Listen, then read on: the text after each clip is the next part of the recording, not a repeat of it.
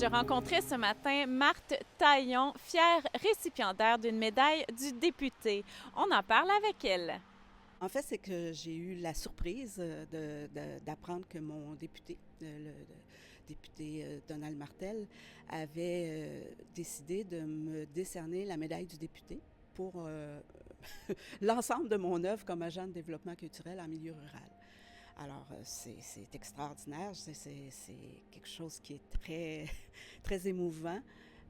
Mais je trouve ça le fun de pouvoir vous en parler parce que ça va me permettre de pouvoir dire que quand on est agent de développement culturel, on ne fait jamais rien seul. On a besoin du milieu culturel, on a besoin du milieu politique parce qu'on travaille au sein d'une MRC pour nous soutenir dans notre développement. Ça veut dire que finalement, cette médaille-là qui m'a été attribuée, c'est à titre de porte-parole du milieu culturel, puis de Nicolas Yamaska dans son ensemble. Donc, c'est vraiment un honneur pour vous. Ah oui, puis elle est belle. Je l'ai apportée pour vous la montrer. Elle vient dans un beau petit coffret en velours. Elle est absolument superbe. D'un côté, on a le Parlement et de l'autre côté, elle est tout aussi belle.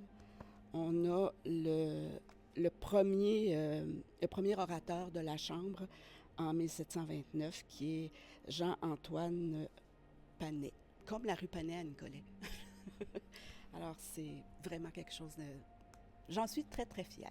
Qu'est-ce qui fait qu'on a cette médaille-là? Qu'est-ce qu'il a fallu que vous vous inscriviez ou c'est vraiment une surprise? C'est vraiment une surprise.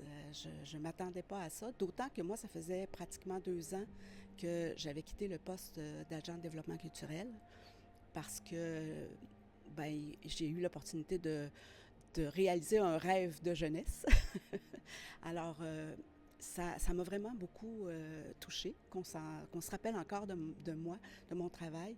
Et c'est aussi un peu, je dirais que c'est une question de timing aussi, de chance, même si beaucoup me disent qu'on fabrique sa propre chance, là. Moi, j'ai fait partie des 3 premiers agents de développement culturel du Québec. Alors, et j'ai, semble-t-il, été la toute première agente d'un territoire MRC. Les 2 autres étant des agents qui étaient rattachés plutôt à des sociétés ou à des associations. Donc, on m'a reconnue comme étant la première agente rurale, si on veut. En plus, elle est remise au Parlement. Ça se passe pendant une assemblée des députés, à l'Assemblée nationale. On vient le jour mou.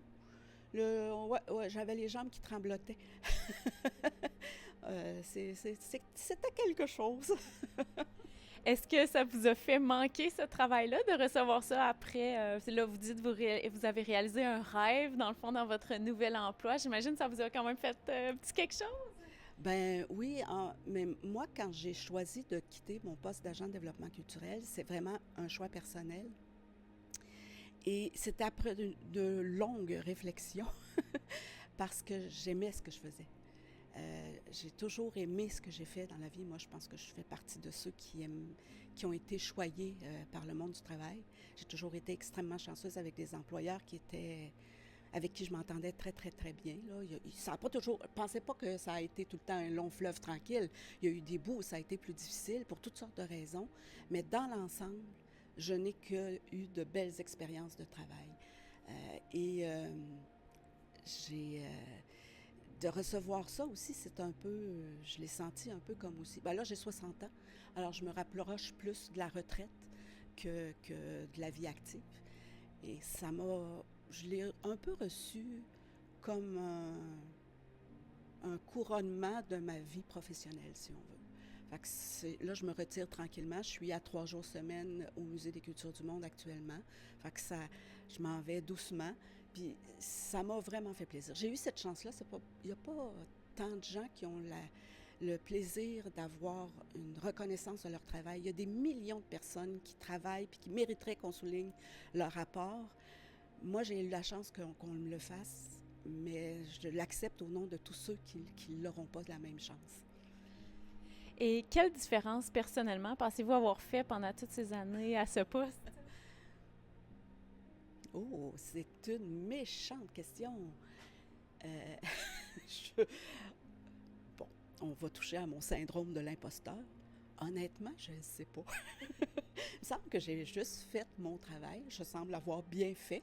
On m'a souvent dit que les gens étaient contents de ce que je faisais. Mais qu'est-ce qui a fait? En fait, beaucoup de personnes m'ont dit, c'est vrai que je suis passionnée. J'aime ce que je fais, j'aime la culture, j'aime mon milieu, j'y crois profondément. Je pense que c'est une nécessité, puis que quand on pense que c'est un élément qu'on peut mettre de côté ou qu'on peut abandonner, c'est une erreur majeure parce que c'est une de nos racines fondamentales, notre culture. Puis la culture, c'est au sens très, très large. En fait, pour rigoler, je dis souvent, tout est culture. Absolument tout. Quand on se lève le matin puis que le cadran sonne, la sonnerie est culturelle parce que c'est du son, c'est une conception par un musicien quelque part. Le design du cadran est culturel parce que c'est un designer qui l'a fait, c'est un artiste culturel. L'entrevue qu'on fait, c'est culturel parce que tu es une actrice culturelle, tu travailles dans le milieu de la culture et des communications. Nos vêtements, c'est des designers de mode, c'est culturel. On est continuellement entouré de culture. Et je pense que c'est une des choses qui a fait la différence. C'est l'amour que j'ai pour ça, la conviction profonde que j'ai que c'est nécessaire qu'on en tienne compte, pas qu'on le mette en premier plan. Ça n'a pas d'affaire à passer avant tous les autres secteurs, mais ça doit être développé au même titre que tous les autres. On l'a vécu pendant le confinement, pendant la pandémie. La culture, ça rassure, ça console, ça anime, ça donne de la vie. C'est essentiel. Je pense que c'est ça qui a fait un peu la différence. C'est cet amour-là que j'ai. C'est ma passion, en fait. Et qu'est-ce qu'on pourrait dire à quelqu'un qui commence dans le milieu et qui ne sait pas trop comment agir, comment donner de son énergie?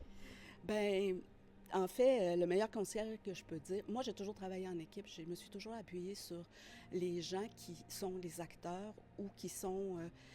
j'ai toujours pris en grande considération ce que le politique donnait comme indication, ce que mon directeur donnait comme indication. Moi je pense que c'est un peu ça parce que il va toujours avoir de la culture, quoi qu'on en fasse. Même si la place est toute petite, elle a toujours une place. Puis plus on va utiliser les stratégies ou le vocabulaire des gens qui sont autour de nous puis qui nous confient un mandat, plus on va réussir à les convaincre parce qu'on va les convaincre avec leur propre langage. À une certaine époque, quand M. Harper était premier ministre du Canada, on m'avait dit, je travaillais à Nicolet-Yamaska, on m'avait dit que la dépense, effectivement, Harper disait que la culture, c'était juste une dépense, que ça rapportait rien. Puis je sentais qu'au niveau politique, il commençait à avoir un peu d'intérêt à ce discours-là. Ce qui m'a fait réfléchir, puis je me suis dit, bon, comment leur prouver que c'est pas tout à fait vrai? Oui, c'est une dépense, mais acheter, remplir la voiture, voyager, c'est une dépense, s'habiller, c'est une dépense. Alors, comment leur montrer que c'est aussi extrêmement, que ça rapporte aussi? J'avais fait une petite étude, juste économique, parce que c'est un langage qu'ils comprennent avec plus de facilité, parce que souvent, c'est un de leurs plus gros mandats, c'est la gestion des budgets. Alors, j'ai décidé d'aller de ce côté-là. J'avais fait une petite étude pour voir combien, juste au niveau de qu'est-ce que le développement culturel rapportait financièrement à la MRC par rapport à ce qu'on redonnait au milieu. Et pour chaque dépense, pour chaque dollar investi par la MRC, il y avait un revenu de 1,75 $. Donc, ça ne rapporte pas énormément, je le conçois, mais ce n'est pas une dépense. Ça couvrait la dépense et ça en rapportait un peu plus. Fait que ça a été comme ça qu'on a réussi à passer à travers tout le mouvement des coupures qui était mis de l'avant par Stephen Harper. Fait que c'est ça. Alors, pour quelqu'un qui commence en culture, c'est d'observer son milieu, son environnement, puis de se positionner là où où il va être le plus payant, si on veut, où il va pouvoir réussir à convaincre ou à faire le plus qu'il peut avec le vocabulaire ou avec sur la patinoire qu'on va lui donner à jouer. Ça ne sert à rien d'essayer de casser les bandes. En tout cas, pour moi, ça n'a servi à rien d'essayer de faire, de me foncer dans les bandes pour les défoncer. Finalement, ce sont les partenaires du milieu, ce sont les élus eux-mêmes qui ont décidé d'agrandir la patinoire. Alors pour moi, ça, c'est beaucoup plus rentable à long terme pour l'ensemble de la culture. Alors c'est un peu ça, mon héritage, mon testament.